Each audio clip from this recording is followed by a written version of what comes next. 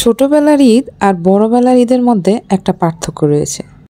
পার্থক্যটা কিন্তু জানি। তো চিতই পিঠা সারা বছর খাওয়া যায়, আর এই পিঠাটা ভর্তা কিংবা গোস্ত কোনটা দিয়ে খেতে পছন্দ করেন? তো হ্যালো ভিউয়ার্স, আসসালামু আলাইকুম, this is Shila and welcome to my page. সবাইকে ঈদ মোবারক। সবাই কেমন আছেন? আশা করছি সবাই ভালো আছেন। এটা হচ্ছে চাঁদ রাত সবাই মেহেদি দিয়ে আর হচ্ছে এরকম আইসক্রিম নিয়ে বসেছিলাম। আসলে সবাই বলতে আমি কিন্তু হাতে মেহেদি লাগাইনি। এটা হচ্ছে ঈদের দিন সকালবেলা আম্মু ঘুম থেকে উঠে দেখলাম যে সেমাই টামাই রেডি হয়ে গেছে। এটা হচ্ছে আমাদের বাংলাদেশের বাঙালিদের জাতীয় খাবার। ঈদের দিন সেমাই থাকতেই হবে, আর এটা হচ্ছে হাঁসের গোস্ত। তো হাঁস রান্না হবে আজকে। এই তো খিচুড়িটা দেখতে এত লোভনীয় হয়েছিল। হাঁসের গোস্ত সাথে কিন্তু গরু গোস্তও ছিল, যেটা আর ভিডিও করা হয়নি।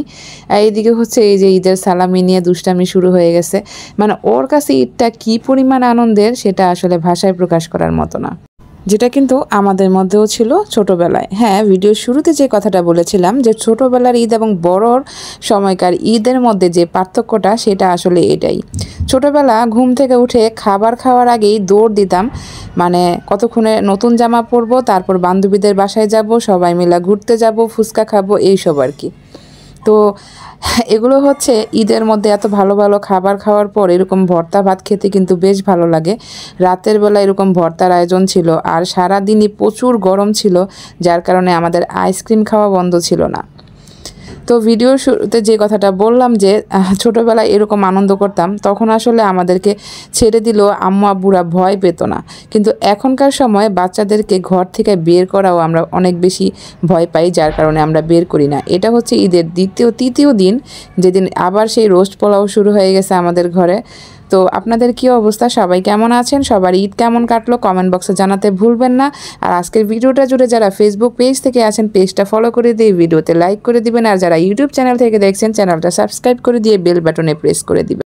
এতক্ষণ পুরো ভিডিওটা জুড়ে যারা আমার সাথে ছিলেন সবাইকে অসংখ্য ধন্যবাদ। এবং জানাবেন না যে আপনাদের ছোটবেলার ঈদ এবং বড়বেলার ঈদের মধ্যে কী ধরনের পার্থক্য লক্ষ্য করেন। আম্মু এদিকে পোলাও রান্না করছিল, আর পোলাওর উপরে একটু বেরেস্তাও দিয়ে দিবে, যেটা খেতে কিন্তু খুবই ভালো লাগে। আসলে বড় হয়ে ঈদের আনন্দ বলতে কিছুই বুঝি না, ঘর থেকে বের হই না, পোশাকও পরি না, এমনকি মেহেদিও লাগাই না। এটা তো আমার ঈদ, তারপরে খেতেই শেষ হয়ে যায়। মানে ঈদ মানে হচ্ছে শুধু খাওয়া দাওয়া, প্রচুর খাওয়া দাওয়া। বড়বেলার ঈদ মানে আমার কাছে তো এইটাই। আর ছোটোবেলা যে আনন্দগুলো করতাম সেটা তো বললামই। আপনাদের ছোটোবেলা এবং বড়বেলার ঈদের মধ্যে যদি কোনো তফাৎ থাকতে সেটা কিন্তু আমাকে কমেন্টে জানাতে একেবারেই ভুলবেন না। আপনাদের এক একটা কমেন্ট আমার জন্য অনেক মূল্যবান। এরকম দইয়ের সাথে মুড়ি খেতে কে পছন্দ করেন? আমার কিন্তু বেশ ভালো লাগে, আমি দই দিয়ে মুড়ি খেতে খুবই পছন্দ করি। এবং সবশেষ যে কথাটা বলবো সেটা হচ্ছে চিতই পিঠা।